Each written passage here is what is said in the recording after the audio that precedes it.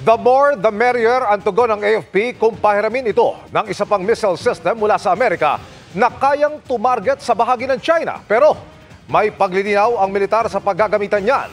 Nakatutok si Chino Gaston. Handa ang Armed Forces of the Philippines na tumanggap ng isa pang Typhoon Medium Range Capability Missile o MRC na kayang magpakawala ng ilang missile sa Timog China, Taiwan at anumang parte ng West Philippine Sea. Sinabi nila yan matapos matanggap ang ulat mula sa US Indo-Pacific Command na magpapadala pa ito ng isang battery ng MRC sa rehiyon. We can say that is the more the merrier, no?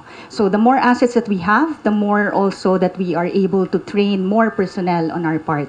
So tinatanggap po natin to willingly. Paglilinaw ng AFP, hindi laban sa anumang bansa ang MRC at pagpapraktisan lang para handa sila sakaling bumili din ito ang Pilipinas. Hindi naman nagulat ang Philippine Navy sa pagpapadala ng ganito sa rehiyon. If you notice on the sea, air and land domains, we have increased our bilateral and multilateral activities with other countries.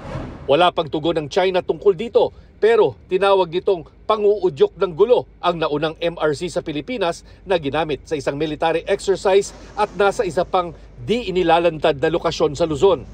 Samantala, kinumpirma ng Philippine Coast Guard na naglagay na naman ng floating barriers ang Chinese Coast Guard sa bungad ng Baho de Masinloc, bagay na dati na nilang ginawa. Delikado ito dahil maaring bumuhol sa mga propeller ng bangka o barko. Ayon sa PCG, tila timing ito sa paghahatid doon ng barko ng BFAR at Coast Guard ng krudo at ayuda para sa mga Pilipinong mangingisda. Itong barrier na ito, inilagay lang nila ito kahapon ng umaga. No? When they monitored a large number of Filipino fishing boats. Ipinarating na ng PCG sa National Task Force on the West Philippine Sea ang insidente na posibleng pag-ugatan ng panibagong diplomatic protest. Para sa GMA Integrated News, Chino Gaston, nakatutok, 24 oras.